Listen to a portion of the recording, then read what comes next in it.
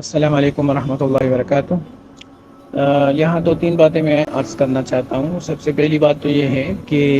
قرآن کریم میں اللہ تعالیٰ حضرت نوح علیہ السلام کے بارے میں ارشاد فرماتے ہیں کہ انہوں نے اپنی قوم سے کہا فَقُلْتُ اسْتَغْفِرُوا رَبَّكُمْ إِنَّهُ كَانَ غَفَّارًا يُرْسِلِ السَّمَاءَ عَلَيْكُمْ مِدْرَارًا وَيُمْدِدْكُمْ بِأَمْوَالٍ وَبَنِينَ وَيَجْعَلْ لَكُمْ جَنَّاتٍ وَيَجْعَلْ لَكُمْ أَنْهَارًا۔ اللہ تعالیٰ قرآن کریم میں اس کو نقل کر کے فرماتے ہیں کہ نوح علیہ السلام نے اپنی قوم سے کہا کہ تم اپنے رب سے استغفار کرو، توبہ کرو، تو اللہ تعالیٰ تمہارے اوپر رحمت کی بارشیں برسائیں گے اور مال بھی دیں گے اور تمہیں بیٹے بھی دیں گے اور تمہارے لیے نہریں اور تمہارے لیے باغات کو چلا دیں گے اور باغات کو سرسبز کر دیں گے اور ہرا بھرا کر دیں گے۔ تو ان آیات سے یہ بات سمجھ میں آتی ہے کہ مہنگائی کے وقت میں پوری قوم کو اللہ کی طرف متوجہ ہونا چاہیے، روزانہ 2 رکعت صلاۃ التوبہ پڑھنی چاہیے کہ اللہ تعالیٰ میں بھی بڑا گناہگار ہوں، خطا کار ہوں، سیاہ کار ہوں، مجھے بھی معاف فرما، میں نے یہ گناہ بھی کیا ہے، یہ بھی کیا ہے، یہ بھی کیا ہے۔ اور ساتھ میں اپنے گھر والوں کے لیے بھی استغفار کرے اور پھر اپنے اڑوس پڑوس کے لیے، اپنے علاقہ والوں کے لیے اور پھر اپنے صوبہ والوں کے لیے اور پھر پورے ملک کے لیے انسان استغفار کرے اور پھر پوری انسانیت کے لیے انسان استغفار کرے کہ اللہ تعالیٰ پوری انسانیت پر اور پوری مخلوقات پر رحم فرما، بلکہ انسانوں کے ساتھ جنات کا بھی تذکرہ کرے کہ اللہ تعالیٰ جنات کی حالت پر بھی رحم فرما، ان سب کو بھی ہدایت عطا فرما اور ان سب کو بھی رزق حلال اور رزق فراخ عطا فرما، اور جتنے بھی دنیا میں انسان ہیں ان سب کو رزق فراخ عطا فرما، کسی کو بھی رزق کی پریشانی میں نہ ڈال۔ تو ہم روزانہ 2 رکعت نفل پڑھ کر اللہ تعالیٰ سے توبہ کریں گے، استغفار کریں گے، اور جو بھی ہمارا متعلق ہے اور جس کے ساتھ بھی ہمارا واسطہ پڑتا ہے اس کو توبے کی طرف جب متوجہ کریں گے تو اس کی وجہ سے اللہ تعالیٰ کی رحمتیں ہماری طرف متوجہ ہوں گی۔ اس وقت دنیا کا مزاج یہ بن چکا ہے کہ ہر ایک دوسرے کے بارے میں کہتا ہے کہ رزق کی جو تنگی ہے یہ آپ کی وجہ سے ہمارے اوپر آئی ہے۔ ایک حکمران دوسرے کے بارے میں کہتا ہے اور دوسرا تیسرے کے بارے میں کہتا ہے، لیکن کسی کے دل میں اور کسی کے خاطر میں بھی یہ بات نہیں آتی کہ قوم کو توبہ کی طرف متوجہ کرے کہ یہ ہمارے گناہوں کی نحوست کی وجہ سے اللہ کی طرف سے ہمارے اوپر آزمائش ہے، اللہ کی طرف سے ہمارے اوپر تنبیہ ہے کہ ہم اللہ کی طرف متوجہ ہوں اور اللہ کے سامنے روئیں اور گڑ گڑائیں۔ اللہ اتنا رحیم اور کریم ہے کہ جب اس کے سامنے انسان ایک آنسو بہاتا ہے تو وہ ایسے دریا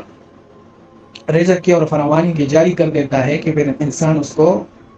روک نہیں سکتا، اس کو سنبھال نہیں سکتا۔ اس وجہ سے سب سے پہلی بات تو یہ ہے کہ ہم 2 رکعت روزانہ صلاۃ التوبہ پڑھیں اور اللہ تعالیٰ سے مانگیں۔ دوسری بات یہ ہے کہ روزانہ کم از کم ہم 100 مرتبہ استغفار کریں، اچھا تو یہ ہے کہ 1000 مرتبہ کریں، استغفر اللہ ربی من کل ذنب واتوب الیہ، اور دل سے یہ کرے، یہ نہیں کہ بر زبان تسبیح ہو در دل کا ہو خر، این چنی تسبیح کے دار اثر۔ مولانا روم فرماتے ہیں کہ تمہارا ذکر ایسا نہیں ہونا چاہیے کہ دل میں تو ادھر ادھر کی سوچ رہے اور زبان پہ اللہ کی حمد اور اللہ کی تعریف اور استغفار ہو،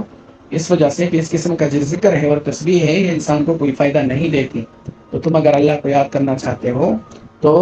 پھر اللہ کی طرف اچھی طرح دھیان لگا کر اور اچھی طرح دل لگا کر اللہ سے توبہ اور استغفار کرو، پھر دیکھو اللہ تعالیٰ کیسے رحمت کے دروازے کھولتے ہیں۔ تو روزانہ ہم 1000 مرتبہ استغفار بھی کریں اور پوری امت کو، پوری انسانیت کو کی ہدایت کے لیے دعا بھی مانگے اور ان کو استغفار کی طرف متوجہ بھی کرے۔ اللہ تعالیٰ کو سب سے زیادہ جو پیار آتا ہے، اللہ تعالیٰ کو سب سے زیادہ جو شفقت کی نظر اللہ کی پڑتی ہے وہ ان مخلوقات پہ پڑتی ہے کہ جن سے باوجود اس کی گناہ بھی ہو جائے لیکن وہ اللہ کے سامنے سر و سجود ہو کر 2-3 آنسو بہائیں اور اللہ کے سامنے روئیں، یہ بندہ اللہ تعالیٰ کو بہت پیارا لگتا ہے۔ اسی وجہ سے